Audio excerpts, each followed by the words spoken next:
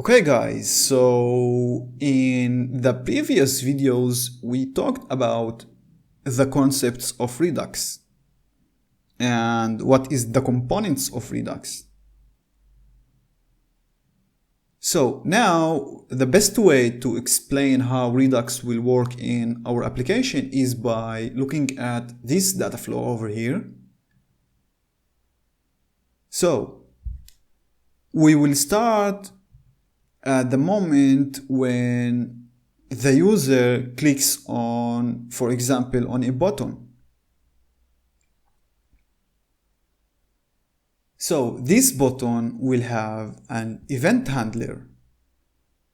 So let's say the user clicks on the button and the onClick event handler will be emitted.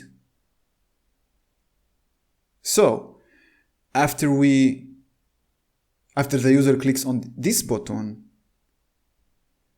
we will execute a function that is connected to the onClick event. So inside this handler, we can call the dispatch function of Redux. And we will pass to the dispatch an action. So let's say the user clicks on login button, and inside the dispatch we want to pass the login action.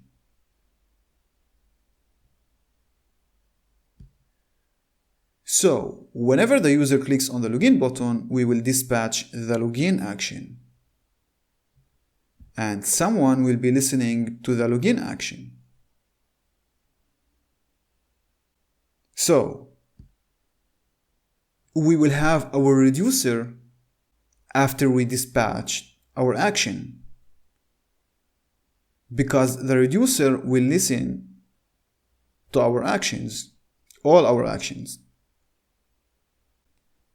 Redux also will have its middlewares, and we can think of a middleware as a function that will be dispatched whenever we dispatched an action. This middleware function will be executed every time we dispatch an action. So two places will be listening to our actions.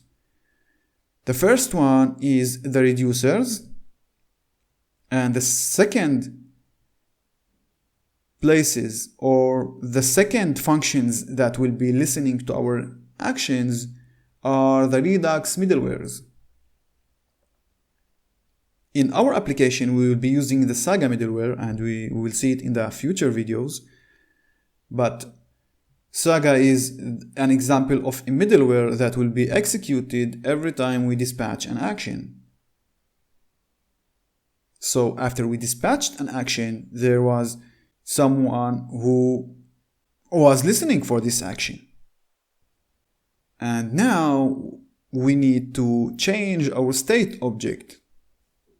And we are changing the state object inside the reducer. So the reducer will take our current state and it will take the action that was dispatched and will change our state. We'll create a new state object with our new changes. And this data flow is the only flow that will change your state object. This is how we manage our state object.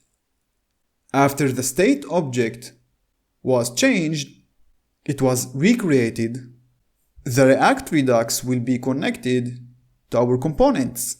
So the new state will be passed to our components.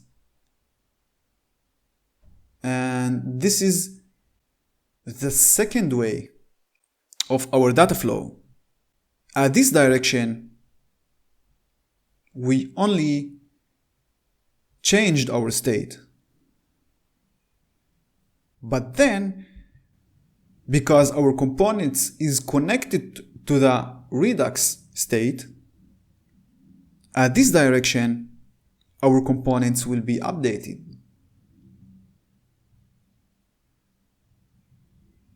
So this is the Redux data flow, and this is how we are going to develop our application.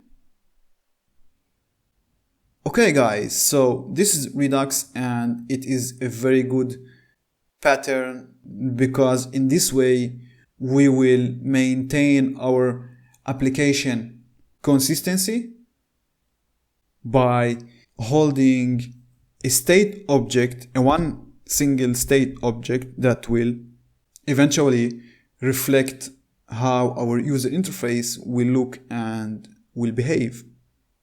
Another thing that is important in Redux is debugging.